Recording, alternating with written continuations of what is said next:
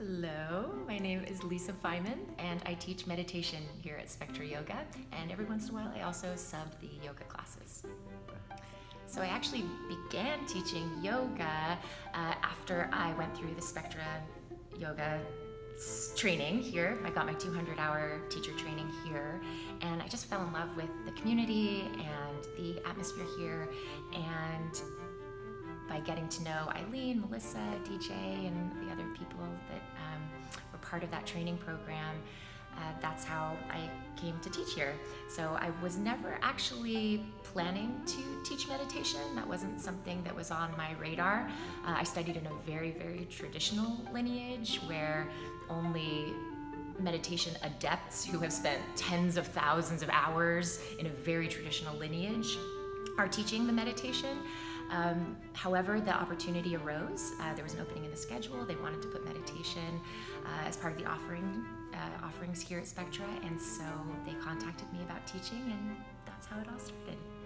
I would describe my teaching style as very much rooted in tradition. So I spent many years studying in a very traditional lineage with a monk, and so it's informed by that, but my own personal style is less traditional. I really like to invite students to learn versus teaching them or imposing some belief or practice upon them.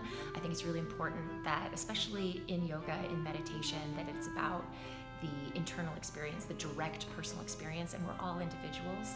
So I really like to give them tools that they can then use to carve out their own understanding. And so, again, the foundation is very traditional, and what I'm offering is very traditional in its roots, but maybe how I present it is a little less traditional, a little more open and individualized.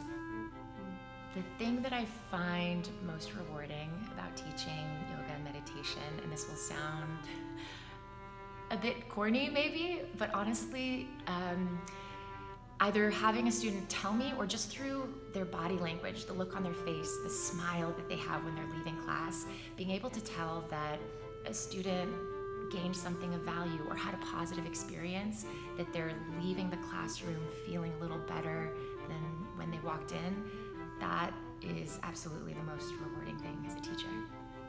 Outside of yoga and meditation, I really enjoy, and this might sound a little crazy, I really enjoy obstacle course racing. So I started Spartan racing as part of this big scary goal that I set for myself when I was recovering my health.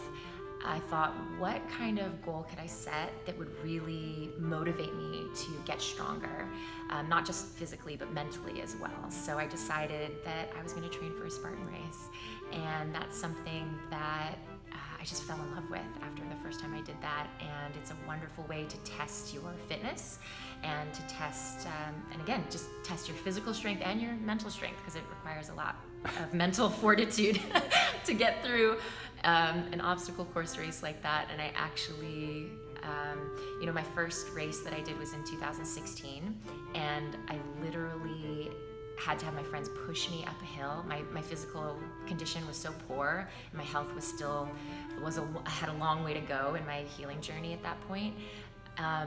However, just this past year, I ran the Spartan Beast in Hawaii. So it was, I think, close to about 15 miles, and I completed 38 obstacles, successfully 35 of them. So to be able to see how far I'd come and have that happen within this context of obstacle course racing was really cool. So because the races are fairly similar year to year, so to see that, well, when I started, this race felt impossible, and now I was able to achieve something that honestly I thought was nowhere within the realm of possibility when I first started. So that was really cool. So overcoming obstacles as part of the race is a really great metaphor for overcoming obstacles in life, and I think that's why I really resonate with it.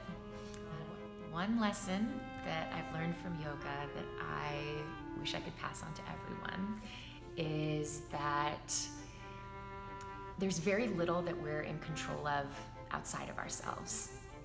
Our external environment, what's happening in the world, what's happening in nature, and to a certain degree what's even happening in our own bodies.